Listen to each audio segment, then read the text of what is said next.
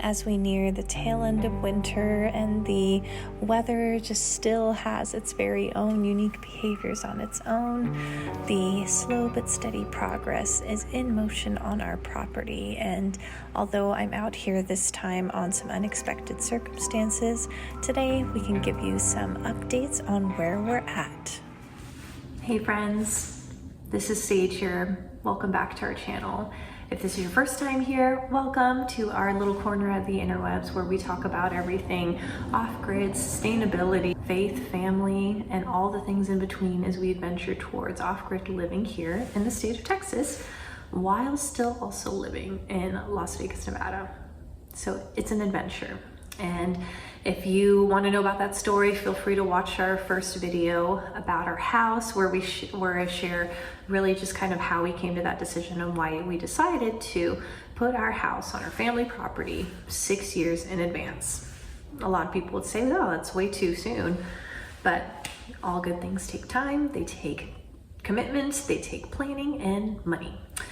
And so today, I just wanted to give you all an update here on the house. I happen to be out here this week to visit family under unexpected circumstances. My dear Aunt Tina had passed away last week. She unfortunately had succumbed to her battle with cancer. And whenever I share with you, that woman was a warrior. She had fought and beat stage 4 breast cancer 2 times before. And this time around, it was unfortunately a cancer that had spread all through her body. And, you know, it's a bittersweet time to be out here, of course, because, you know, losing one of your dear aunts is just losing any family member. You know, it's just, it changes the fabric of your family's lives because of how much of an impact they had. And we'll forever miss her dearly. I know life's gonna be different, but you know, we get through it together. And in the meantime, you know, we've gotten to at least have family get together. I see my other aunts, you know, spend time with my cousins and just try to be there for them as best as, you know, they need right now, and be there for my dad. We currently right now are in the process of getting cracks in the ceiling repaired. Now, this is something that happens whenever a manufactured home does get settled onto its foundation. It happens, you know, during the trek, obviously, to having it delivered. Cracks happen, and it is what it is. And so waiting to get those repaired with the builder and their service team. But in the meantime, we do have one update, as if you saw in the footage. We have had our electrical pole installed, had the electrical ran, overhead electricity ran, and are just waiting, once this weather clears, to have our certified electrician that we had hired to come and connect the electrical pole to the panel, because you need a certified electrician for that. And so if you're listening to this and thinking, oh, well, Sage, I thought you guys were going off grid. That is eventually the plan. But with the cost of us setting up an entire solar powered system in its entirety was going to cost us $26,000 to about $30,000. And that wasn't money we wanted to necessarily invest up front right now, because still learning about electrical and solar power systems and whatnot. And it's just, it's a work in progress, but it made more sense financially for us to install overhead electrics so that we had that in the interim as we gradually transition to solar power.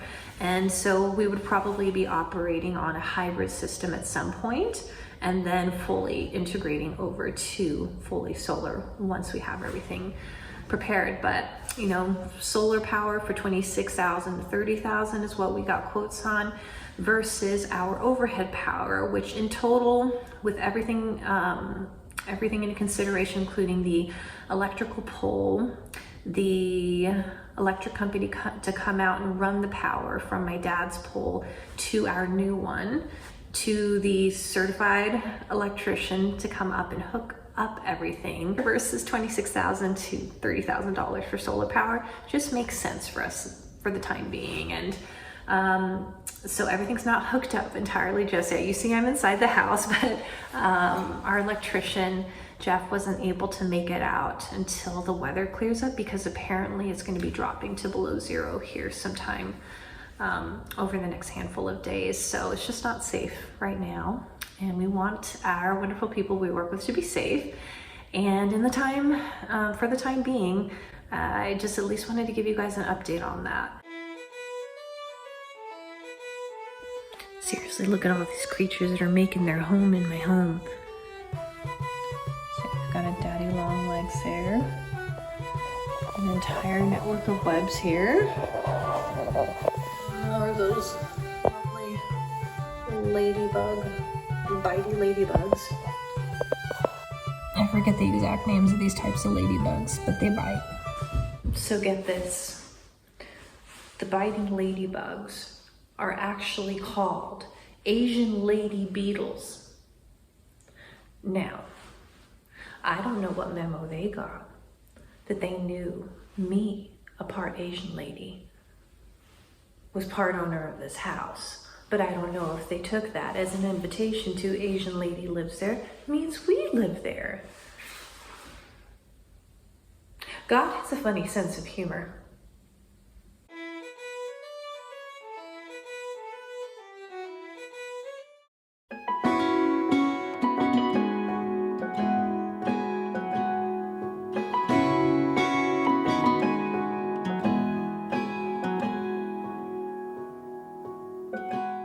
That I was able to get done during this visit that I'm so grateful for is I had already mapped out the majority of our biodegradable products to have in the home for once the water takes in sometime this year, but it was just hard to find anything for shampoo and conditioner and shaving cream that was biodegradable, and toothpaste, fully biodegradable.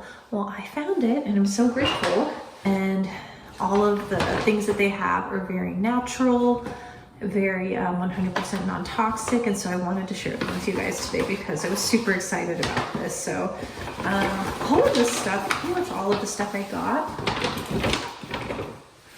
is from Casa, which is a sister-owned 100% non-toxic body care company, and I think they also do some herbal stuff as well. Their company started with doing elderberry syrups, which is cool. And so I got a shampoo bar and conditioner bar, and guess what?